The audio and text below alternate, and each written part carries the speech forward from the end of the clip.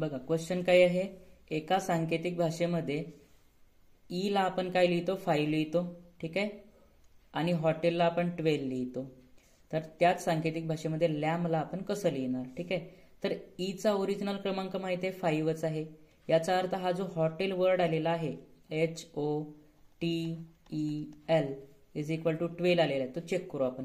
तर यामध्ये ओरिजिनल नंबरच यूज केलेले आहेत, कारण ईचा क्रमांक 5 हा ओरिजिनल नंबर आहे त्याचा. तर यामध्ये जे लेटर आलेले आहेत त्यांचे सुद्धा ओरिजिनल नंबरच यूज करायचे. 8 plus Ocha number 15 plus 20 plus Icha number 5 plus 12, ठीक आहे. या सर्वांची काय करायची आता, बेरीज करायची, ठीक. मग बघा काय होणार, यामध्ये 15 अधिक 5 20 आणि पुन्हा 12 अधिक 8 20 आणि पुन्हा 20 म्हणजे किती येणार, 60 बेरीज येणार. आणि भागीला लेटर किती आहेत, 1 2 3 4 5. मग अशी जसं सॉल्व्ह केलं सेम तसंच आलेलं आहे, म्हणजे त्यांच्या क्रमांकाची बेरीज आणि भागीला नंबर ऑफ लेटर किती येते, 12 येते. बट लॅम्ब हा वर्ड आपल्याला शोधायचा आहे. याचा कोड काय येते, तर लॅम्ब LAMB लॅम्ब आहे की नाही. तर एलचा नंबर किती आहे, 12.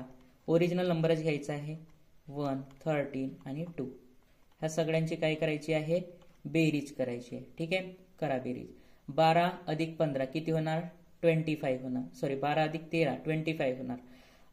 26 आणि 27 28 म्हणजे बेरीज किती येणार, यामध्ये 28 येणार.